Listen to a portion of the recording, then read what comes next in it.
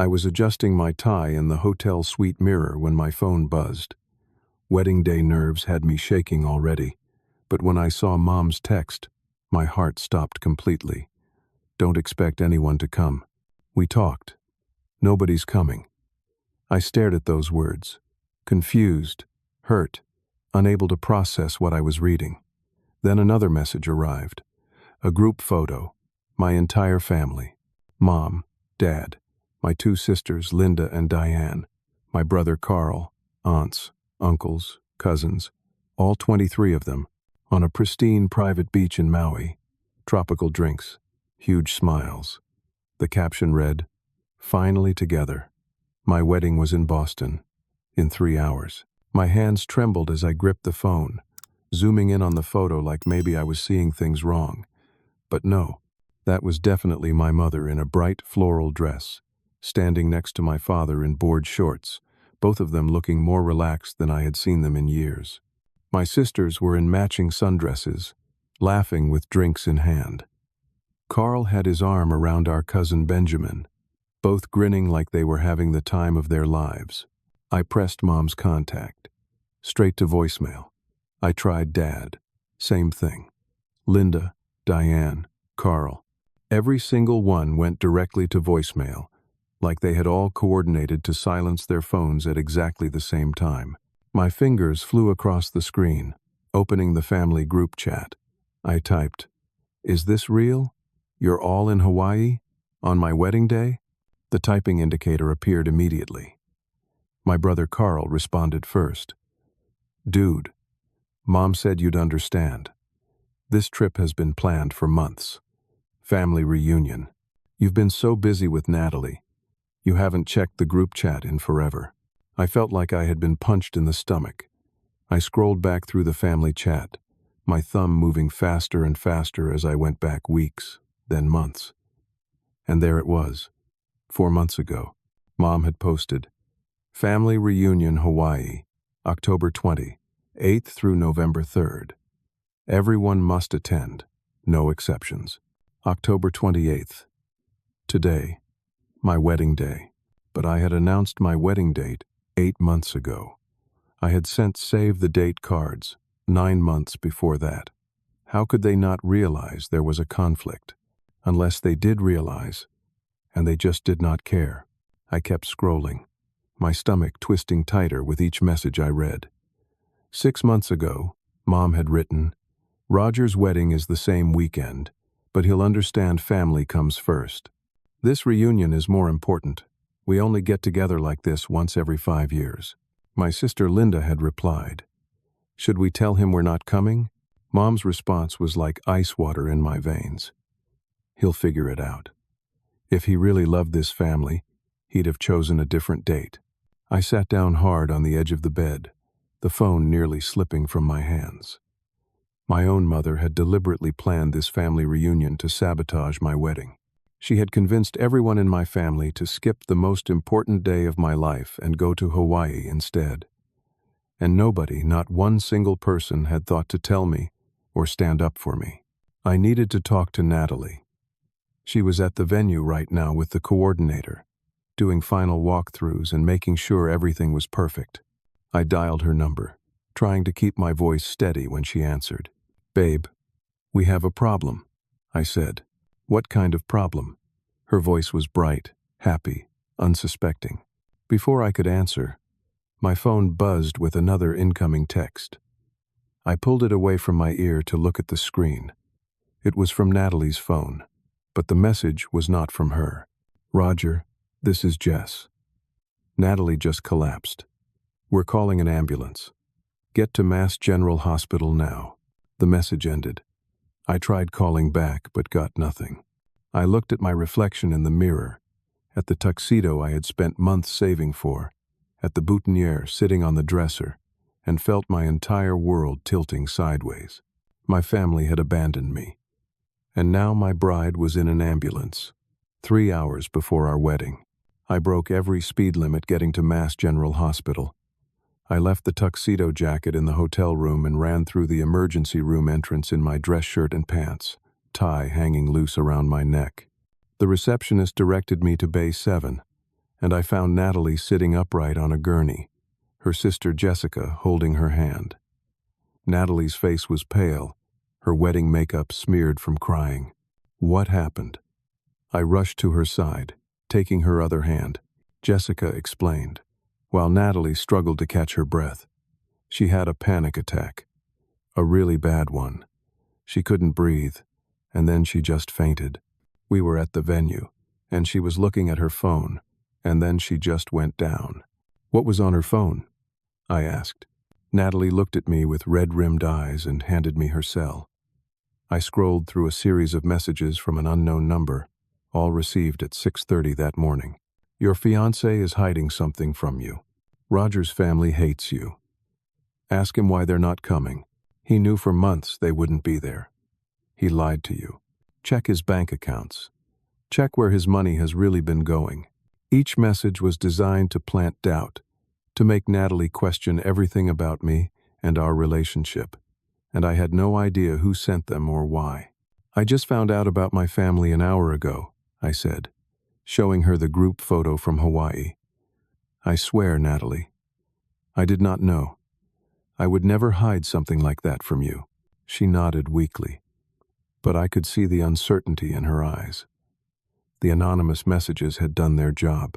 A doctor entered, a tired-looking woman in her 50s with graying hair pulled back in a bun. She checked Natalie's chart and then looked at both of us seriously. Your blood pressure is dangerously elevated, she said to Natalie. We need to keep you here for observation. At least 6 hours, maybe longer depending on how you respond to treatment. I looked at the clock on the wall. It was 9:45 in the morning. Our wedding ceremony was scheduled to start at noon. 6 hours would take us to 3:45 in the afternoon, well past the ceremony, past the cocktail hour, past everything we had planned. Jessica stepped into the hallway and made a call. When she came back, her face was grim. I talked to Tracy at the venue. She says we have 140 guests who will start arriving in 2 hours. The caterers are already setting up. What do we do? I made the hardest decision of my life in that moment. We postpone. We'll reschedule for next weekend. I'll call the venue right now and explain the situation. I stepped into the hallway and dialed the venue coordinator, Tracy. She answered on the second ring, and I could hear the chaos of preparation in the background. Tracy, this is Roger. We have a medical emergency. My fiancé is in the hospital. We need to postpone the wedding. There was a long pause. Then Tracy's voice came back, professional but firm. Roger, I'm so sorry about Natalie, but I have to tell you something. Your contract specifically states no postponements within 72 hours of the event. If you cancel or postpone now, you forfeit the entire payment. That's $48,000, and it's non-refundable. And we're completely booked for the next 8 months. If you want to reschedule with us, the earliest available date is next June. The number hit me like a physical blow. $48,000. My entire savings account, drained over the past year and a half to pay for this wedding. Gone. Just gone. There has to be some exception, I said. This is a medical emergency. I understand, and I'm truly sorry, but the contract is clear. We've already paid our vendors, arranged staffing, turned down other bookings for this date. The financial commitment has been made. I hung up and stood in the hospital corridor, feeling like the floor was dropping out from under me. But it got worse. My phone started ringing. First the caterer, then the photographer, then the florist, then the band. They had all arrived at the venue and were setting up, and each one of them told me the same thing. Their contracts required full payment whether the wedding happened or not. Canceling now would not save me a single dollar. The caterer alone was $22,000. The photographer was $12,000. The florist was $8,000. The band was $6,000. I did the math in my head, and it made me dizzy. $96,000 I owed, whether Natalie and I got married today or not. I had spent every penny I had saved, maxed out 2 credit cards, and taken out a small personal loan to pay for this wedding. And now I was going to lose it all with nothing to show for it. I leaned against the wall, trying to breathe, trying to think. And then my phone rang again. Unknown number. Hello? Roger Harrison? A woman's voice, crisp and official. This is Patricia from Bay State Credit Union. I'm calling about your joint account with Natalie Winters. Your account has been flagged for suspicious activity, and we've had to freeze it pending investigation. We show transactions totaling $73,000 made this morning, transferred to offshore accounts. Did you authorize these transfers? What? No, absolutely not. Then we're treating this as fraud. Our investigation team will be in touch, but I need to inform you that the account will remain frozen during the investigation period. That typically takes 7 to 10 business days. $73,000. That was the money we had set aside for the wedding, for our honeymoon, for the down payment on our first house.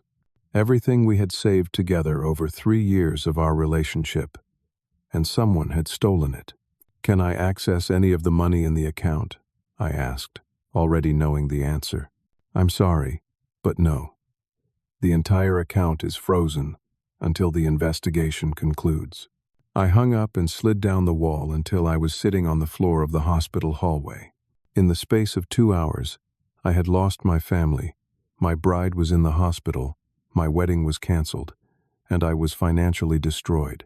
$96,000 in vendor payments I could not avoid, $73,000 stolen, and zero access to any funds to deal with any of it. I put my head in my hands and tried not to fall apart completely. Jessica found me in the hallway and sat down beside me. She did not say anything for a long moment, just sat there while I tried to pull myself together. Who would do this? She finally asked. The texts to Natalie, the bank fraud. This can't all be a coincidence. She was right. The timing was too perfect. The anonymous texts arriving the morning of the wedding, designed to create maximum stress for Natalie. The bank account being hacked at the exact moment when we would need that money most. My family's coordinated abandonment. Someone had orchestrated all of this. I thought of the one person who might be able to help. I pulled out my phone and called Marcus, my best friend since high school. Marcus worked in cybersecurity for a tech company in Cambridge, and if anyone could trace those anonymous texts, it would be him. He answered immediately. Roger, man, I'm getting ready to head to your wedding. What's up? Wedding's off. Long story. I need your help. I explained about the texts to Natalie. Send me screenshots. I'll see what I can do. While I waited for Marcus to work his magic, I started thinking about the group photo from Hawaii. Something about it was bothering me, but I could not quite put my finger on what. I opened the image again and started examining it closely, zooming in on different parts. My sister Diane had posted it to her Instagram story, and I had screenshotted it from there. In the photo, Diane was wearing sunglasses, expensive designer ones that reflected the scene around her. I zoomed in on the reflection in her lenses. There was another person there, just outside the frame of the main photo, taking a picture of the group. I enhanced the image as much as my phone would allow. The person in the reflection had distinctive red hair, styled in a very specific way, a short bob with sharp angles. I knew that hairstyle. I had seen it 1,000 times over the past 3 years. It was Sharon, Natalie's mother. My heart started pounding. Sharon was supposed to be at the venue right now, coordinating last-minute details with Tracy. Sharon, who had seemed so supportive throughout our entire engagement. Sharon, who my family claimed they had never met. Sharon was in Maui, with my family. At the exact moment they were all supposed to be at my wedding. My phone rang. Marcus, you're not going to believe this, he said. I traced the texts to Natalie. They came from a spoofing app, but I got the IP address. It's registered to a Sharon Winters. Natalie's mother had sent those texts. Sharon had sabotaged her own daughter's wedding day. Why would she do that? I asked. But even as I said it, pieces were starting to click together in my mind. Jessica was still sitting next to me in the hallway. I showed her the enhanced photo with Sharon's reflection. "Where's your mom right now?" Jessica's face went pale. She said she was at the venue, but I haven't actually seen her this morning, and she's not answering my calls, which I thought was weird. "Your mom is in Hawaii, with my family." And she sent those texts to Natalie. Jessica stared at the photo, then at me, her mouth opening and closing as she tried to process what I was telling her. "That doesn't make sense. Why would Mom sabotage Natalie's wedding? She's been planning this with you guys for over a year. That's what I need to figure out." Jessica stood up, pacing the hallway. "Wait. 3 months ago, Mom and Natalie had this huge fight. I wasn't supposed to know about it, but I heard them screaming at each other in Mom's kitchen. I was upstairs and they didn't know I was there." "What were they fighting about?" "Mom was furious that Natalie refused to sign a prenup. She kept saying you were too good for our family, that Natalie was marrying up and would take advantage of you. I thought it was weird because you're a teacher, Roger. No offense, but you're not exactly wealthy." "I'm not," I agreed. Jessica stopped pacing and looked at me. "Unless Mom knows something I don't. Do you have money you haven't told anyone about?" I was about to say no when I remembered something. Something I had almost forgotten about because it seemed so surreal. My grandmother. My dad's mother. She died about 18 months ago. "I'm sorry," Jessica said automatically. "I barely knew her. My dad was estranged from her for most of my life. But after she died, there was this whole probate thing. A lawyer contacted me. She left me something in her will." "How much?" I said the number out loud for the first time, and it still did not feel real. $23 million. Jessica's eyes went wide. "What?" "She had a trust fund, investments, real estate. The estate was complicated, took over a year to go through probate. It only finalized last month. My dad was supposed to tell me about it earlier, but we've never had a great relationship. The lawyer tracked me down directly. Does Natalie know?" I told her. She was shocked. We agreed not to tell anyone else until everything was finalized, and we figured out what to do with it. Neither of us grew up with money. It's overwhelming. Jessica sat back down, processing this. Mom found out somehow. That's why she wanted the prenup. She wanted to make sure Natalie got her share if anything happened. But Natalie said no to a prenup because she didn't want me to think she was marrying me for money. And that's when Mom went ballistic. I remember now. After that fight, Mom was different, cold. She kept making weird comments about the wedding, about you, about how Natalie was making a mistake. I thought she was just being overprotective.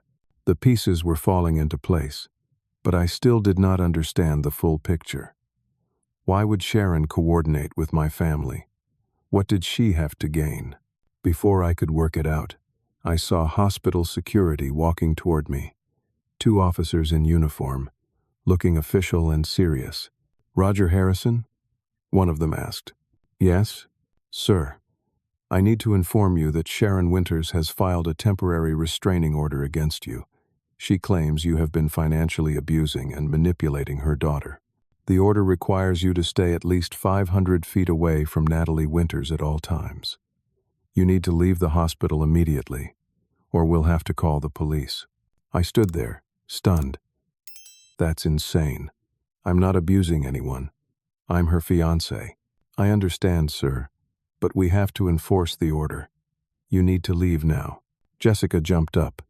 "This is crazy. Roger didn't do anything." On a pristine private beach in Maui, tropical drinks, huge smiles. The caption read, "Finally together. My wedding was in Boston, in 3 hours."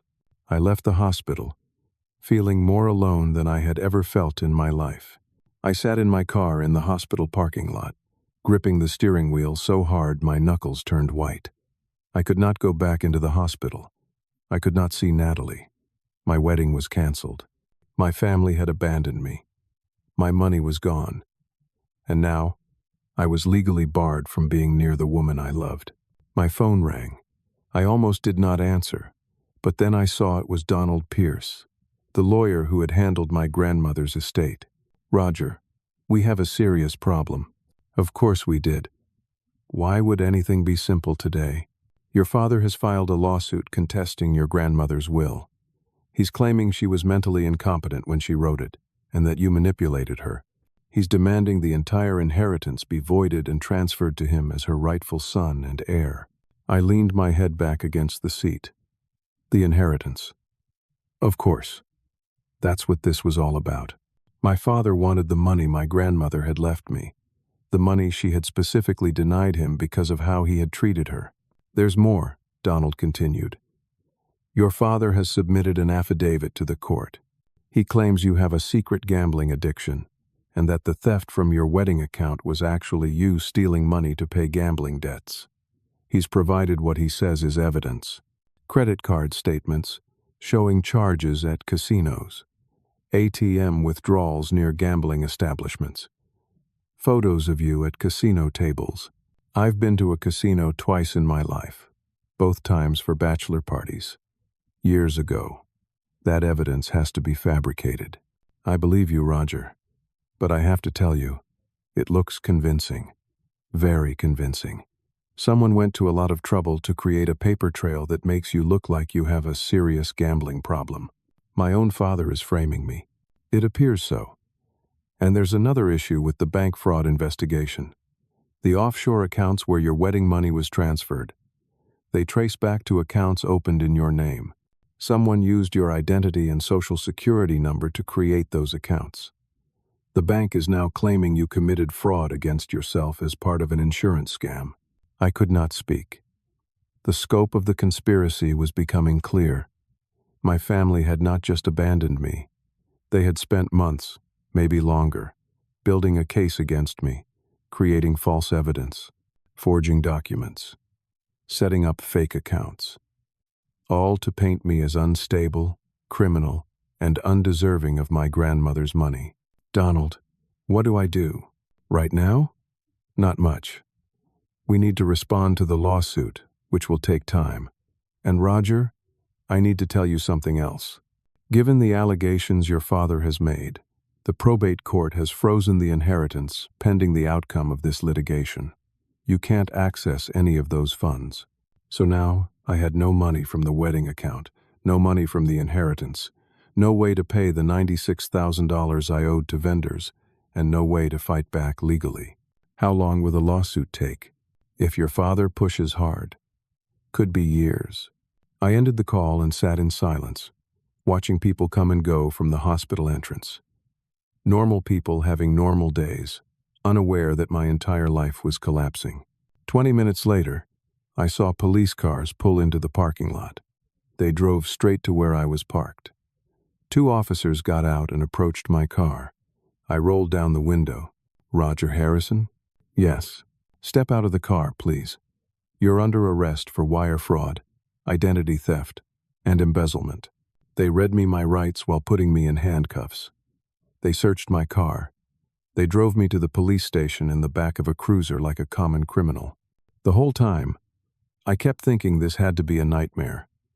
This could not be real. At the station, they put me in an interrogation room. I sat there for what felt like hours before a detective finally came in. She was in her 40s, with short, dark hair and sharp eyes that looked like they had seen everything. "I'm Detective Amanda Torres. You want to tell me what's going on, Roger?" I didn't do anything. She opened a folder and spread photos across the table. Bank statements, transaction records, screenshots of the offshore accounts, witness statements from my family members, all saying I had been acting erratic and desperate for money. My brother Carl claiming I had asked him for a loan of $50,000 to cover gambling debts. My sister Linda saying I had admitted to her that I was in over my head financially. All lies, all carefully constructed lies. "Your family seems pretty convinced you have a problem," Detective Torres said. "My family is trying to steal my inheritance." I explained everything. The grandmother's will, the lawsuit, the coordinated abandonment. Detective Torres listened without interrupting, her face neutral. "That's quite a story," she said when I finished. "But here's what I know for sure. Money is missing. Accounts were opened in your name. Your family has provided sworn statements. And there's one more thing. She pulled out another document. Your fiancé's mother, Sharon Winters, filed a police report this morning. She claims you've been stealing from Natalie's personal accounts for months. $63,000 missing. She has screenshots showing transfers from Natalie's account to accounts in your name. I never touched Natalie's money. Sharon is part of this. She's the one who sent the texts to Natalie this morning. She's working with my family. You have proof of that? I showed her the photo with Sharon's reflection in Diane's sunglasses. I showed her the text messages. I explained about Marcus tracing the IP address. Detective Torres studied everything carefully. Then she leaned back in her chair. I'm going to be honest with you, Roger. This looks bad. Really bad. But something doesn't sit right with me about this. The timing is too perfect. The evidence is too neat. In my experience, real criminals make mistakes. This looks like someone very carefully building a case. So you believe me? I didn't say that. I said something feels off. You're going to be processed and arraigned. Bail will probably be set pretty high, given the amount of money involved. Can you make bail? I don't have any money. Everything I had is gone or frozen. She nodded. Then you'll probably be held until trial. I'm sorry. I spent 6 hours in a holding cell before Donald showed up.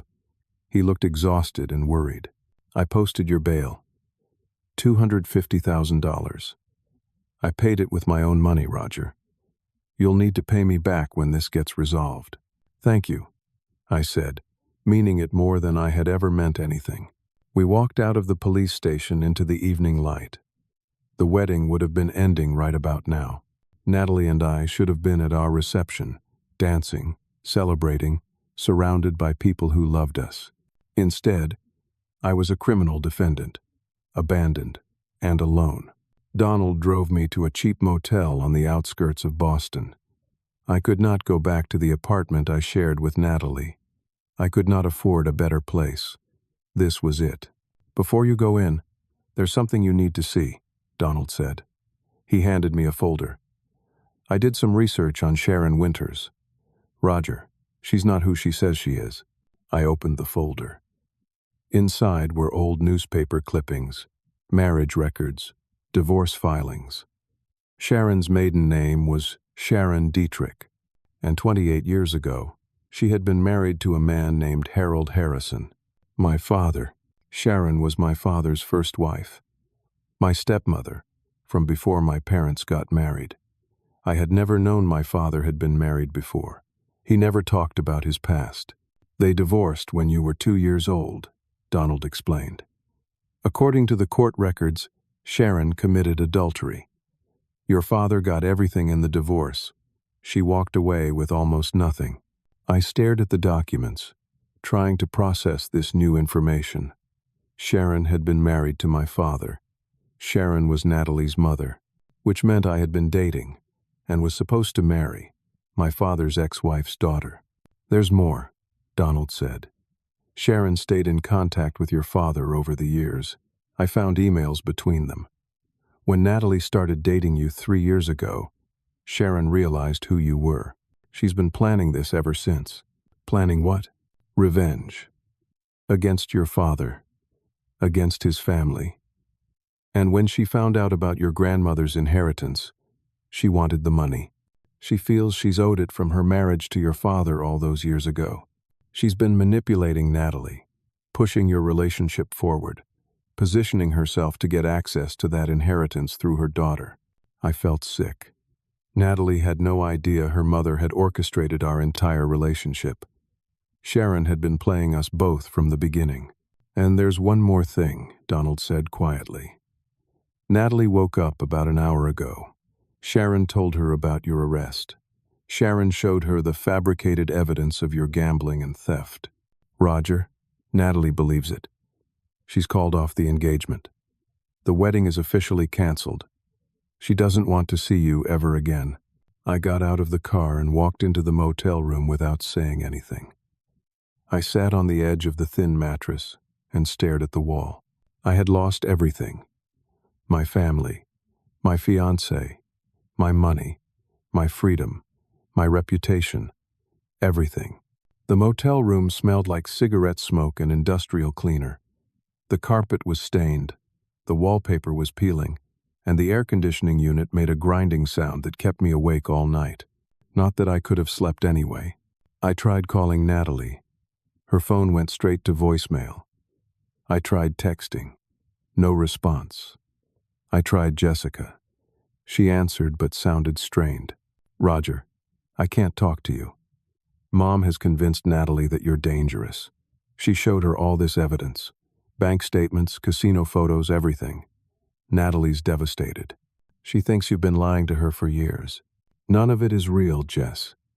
Your mother fabricated all of it. I want to believe you. But Roger, some of this evidence is really convincing, and Mom has explanations for everything. Sharon is my father's ex-wife. Did you know that? Did Natalie know that? There was silence on the other end. What are you talking about? I explained everything Donald had found. The marriage records, the divorce, the long-term coordination between Sharon and my father. Jessica was quiet for a long time. I need to think about this. I can't talk right now. She hung up. Over the next 3 days, I barely left the motel room. I could not go to work because the school had placed me on unpaid administrative leave after my principal saw the news coverage. Local news had picked up the story. Local teacher arrested for defrauding bride on wedding day. My face was all over social media. People I had never met were commenting on posts, calling me a con artist, a liar, a sociopath. My bank account was overdrawn. The credit cards were maxed out. I had no income and no way to pay for anything. The only reason I had the motel room was because Donald had prepaid for a week. On the 4th day, I hit my lowest point. I sat on the floor of the motel bathroom, staring at myself in the mirror, wondering if any of this was worth fighting. My phone was turned off to save battery. I had not eaten in 2 days because I could not afford food. I had not showered because I did not have the energy. And then I remembered something my grandmother had told me. I had visited her every month for 3 years before she died. My father had forbidden contact when I was growing up, said she was crazy and mean and not to be trusted. But when I was 19, she reached out to me through a mutual friend. She asked if I wanted to meet her. I said yes. Those visits changed my life. My grandmother was not crazy. She was kind, wise, funny. She told me stories about my father, about how he had always been greedy and manipulative, even as a child, how he had stolen from her, lied to her, tried to have her declared incompetent so he could control her money. She saw the same patterns in my siblings, but she said I was different. I was kind. I was honest. I had integrity. That is why she left me everything. She knew the family would come after the money. She knew it would get ugly, but she believed I was strong enough to handle it. She believed I could build a good life, free from the family's toxicity. I stood up from the bathroom floor. I washed my face. I turned my phone back on. I called Donald. I want to fight. All of them. What do we do? I heard the smile in his voice. I was hoping you'd say that. Your grandmother left special instructions. A video, actually, to be played only if the inheritance was contested. I think it's time we watched it. Donald came to the motel an hour later with his laptop. We sat on the bed, and he pulled up a video file. My grandmother appeared on screen, sitting in her living room. She looked frail but alert. The video was dated 2 months before she died. If you're watching this, it means Harold has challenged my will, she said, looking directly at the camera. I expected he would. Harold has always been predictable in his greed. She explained, in detail, how my father had abused her financially for decades, how he had tried to have her declared incompetent, how he had stolen $2 million from her accounts over the years, thinking she did not notice. But she had noticed everything, and she had documentation. The video showed bank records, emails, Recorded phone calls where my father admitted to taking her money. She had 3 independent psychiatrists appear on camera, each one stating that she was of completely sound mind and capable of making her own decisions. If Harold contests this will, my grandmother said, staring into the camera with steel in her eyes, my lawyers are instructed to immediately file criminal charges against him for elder abuse and embezzlement. He will go to prison. He knows this. And if he persists in his lies about Roger, I want the world to know what kind of man my son truly is. The video ended. Donald closed the laptop. Your father doesn't know this video exists, Donald said. When we file this with the court tomorrow, his lawsuit evaporates, and we can threaten criminal charges unless he drops everything and leaves you alone. For the first time in days, I felt a flicker of hope. What about Sharon? That's trickier. But I have something that might help. Donald made a call. 20 minutes later, Marcus showed up at the motel with his laptop. He looked at me with concern. Man, you look terrible. I feel worse. Tell me you found something. Marcus grinned. I found everything. Remember how $73,000 was stolen from your wedding account? I traced where it actually went. It didn't go to offshore accounts in your name. That was misdirection. The real money went to a domestic account. Sharon Winters. She stole your wedding funds and framed you for it. I have the routing numbers, the account numbers, everything. The bank will have to reopen the investigation. Evidence, real evidence, against Sharon. But Natalie still believed her mother's lies. Natalie still thought I was a criminal. And that hurt more than anything else. I need to talk to Natalie, I said. She needs to know the truth about her mother. She won't see you, Marcus said. The restraining order. Then I'll talk to Jessica. She's starting to doubt Sharon. If I can convince Jessica, maybe she can convince Natalie. I called Jessica. This time, she agreed to meet me.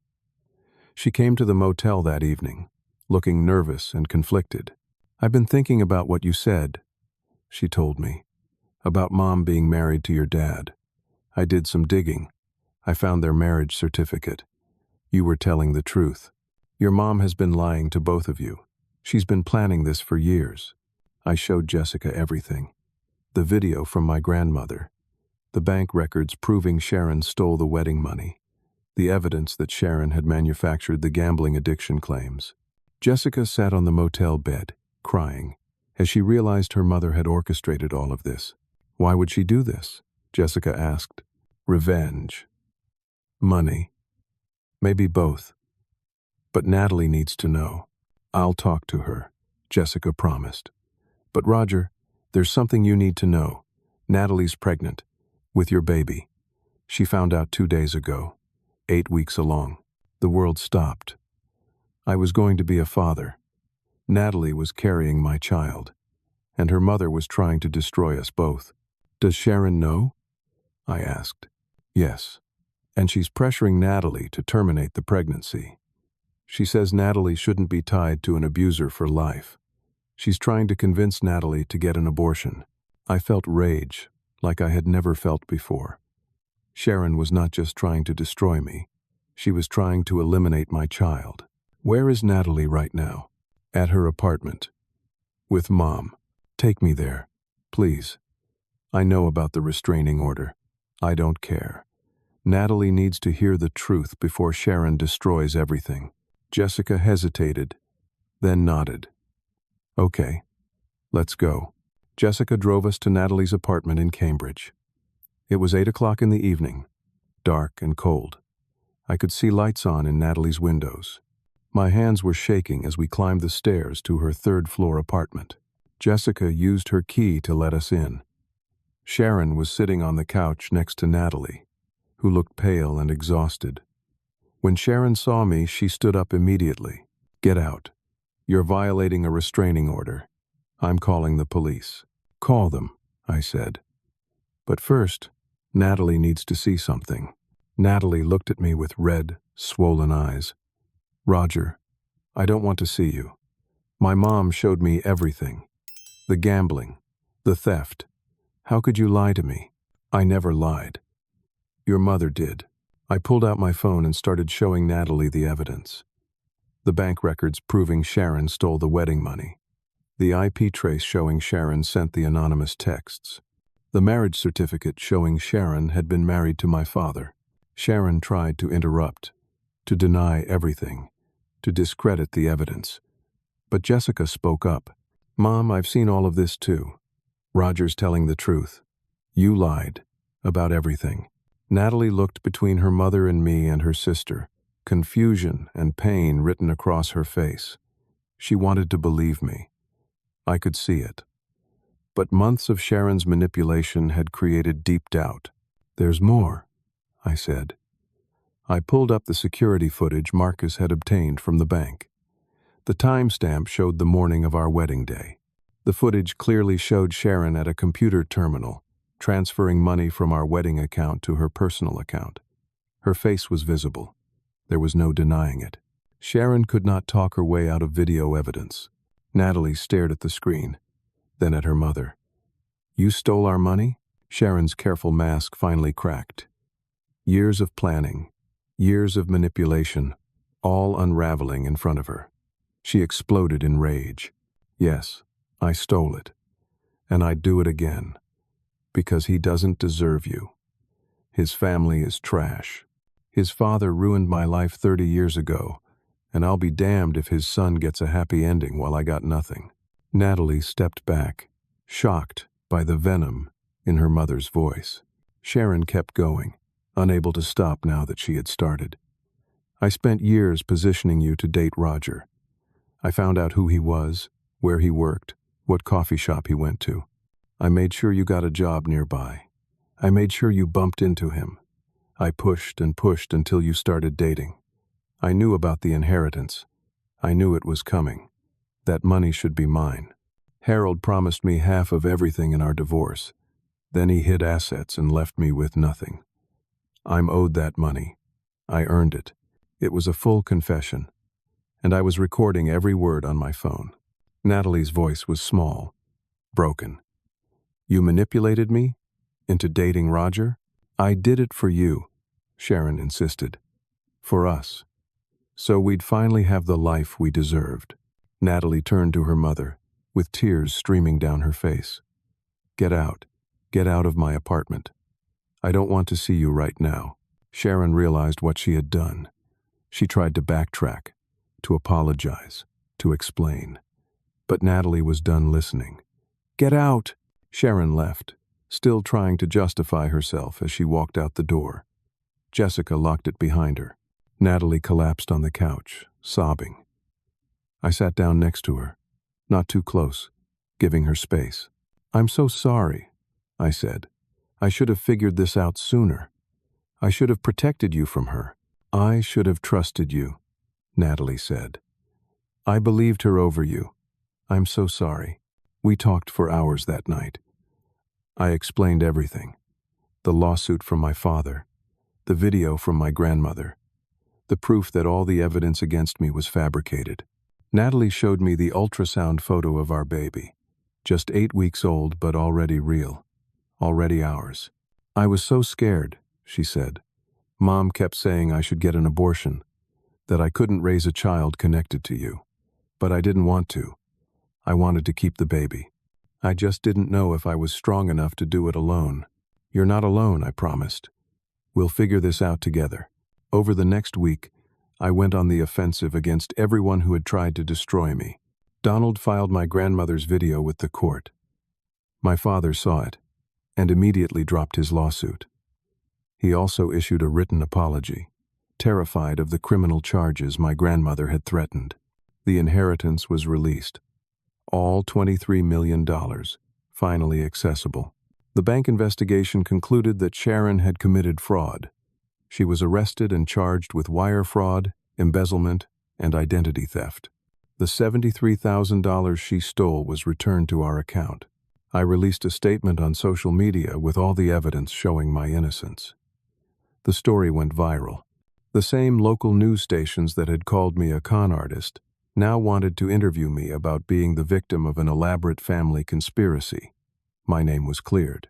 The school board reinstated me with back pay and a formal apology, and I cut off my entire birth family permanently. Every single one of them had enabled Sharon. They had chosen a Hawaii vacation over my wedding. They had provided false witness statements to the police. They had shown their true character. I blocked their numbers, blocked them on social media, and instructed Donald to send a legal letter forbidding them from contacting me ever again. I was done with them, but Sharon was not done with me. 2 weeks after her arrest, Sharon posted bail. She used money she had hidden in secret accounts, money even her daughters did not know about. And one night, she showed up at my motel room. I heard the knock and opened the door without thinking. Sharon stood there with a gun pointed at my chest. "If I can't have that money, nobody will," she said. Her eyes were wild, unfocused.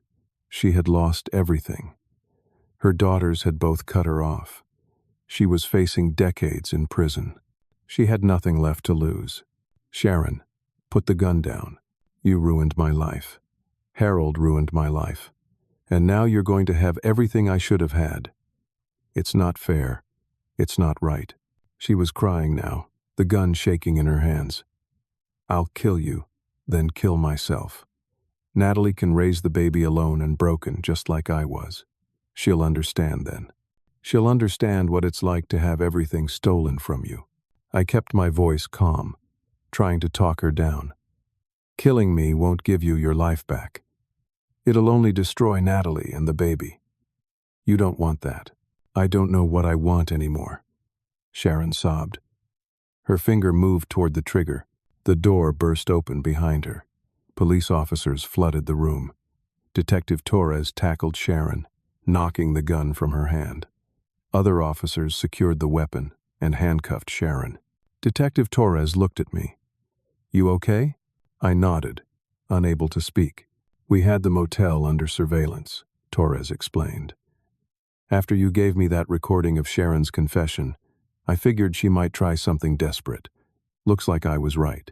Sharon was dragged out, screaming and crying. This time there would be no bail. Attempted murder, on top of everything else. She was going to prison for a very long time. I sat on the edge of the motel bed, shaking. It was over.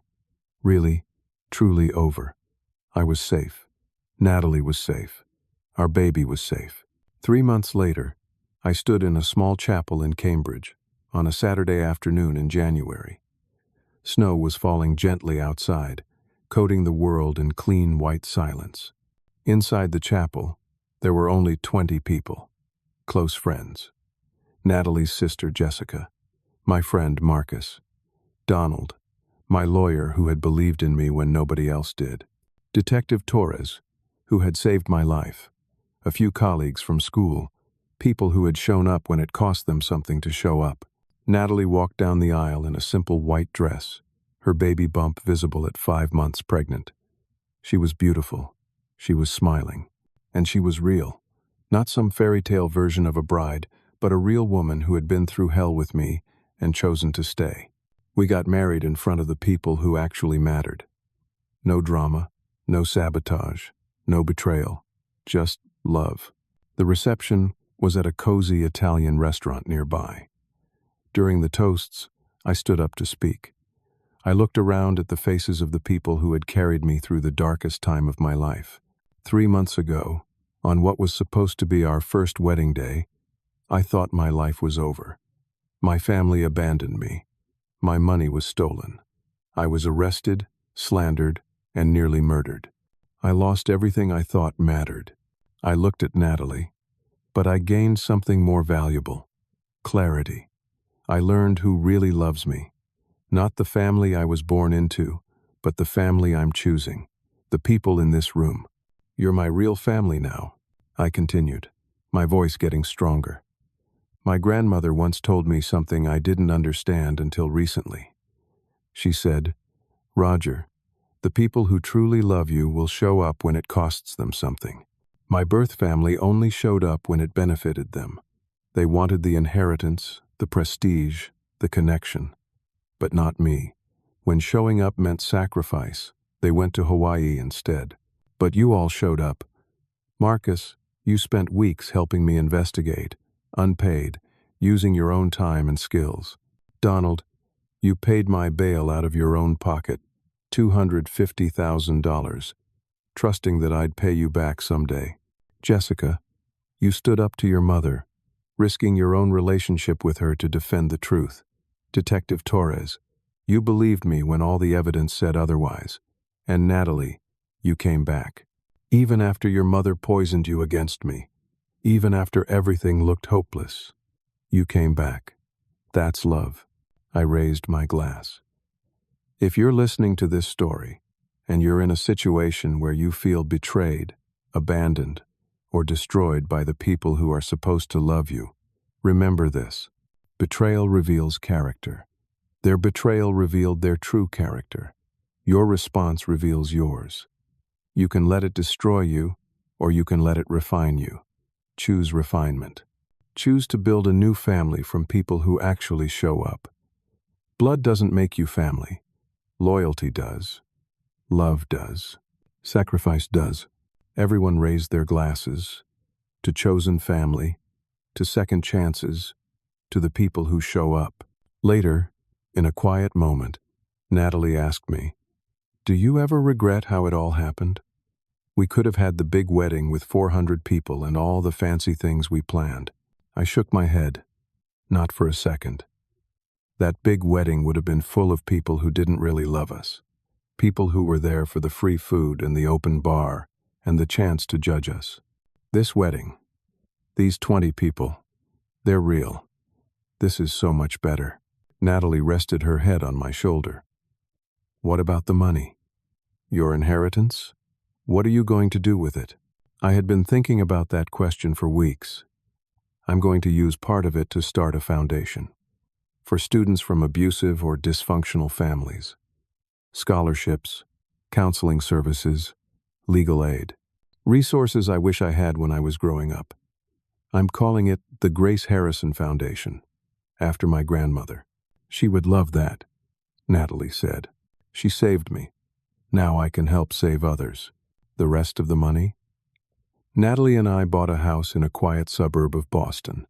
Nothing ostentatious, just a comfortable home with a yard and a good school district. We set up college funds for our baby. We invested for the future. And I kept my teaching job because I loved it. Natalie went back to her work as a graphic designer. We were building a normal, stable, happy life. The kind of life my grandmother had wanted for me. As for my birth family, I never spoke to them again. My father sent one email months later, apologizing and asking for reconciliation. I deleted it without reading past the first line. Some bridges, once burned, should stay ashes. They made their choices. I made mine. I felt no guilt about cutting them off permanently. They had shown me who they were. I believed them. Sharon was in prison, serving 15 years for fraud, embezzlement, and attempted murder. Natalie visited her mother once, in the 3rd month of her pregnancy, to tell Sharon about the baby. Sharon showed no remorse. She was bitter, angry, convinced she was the real victim in all of this.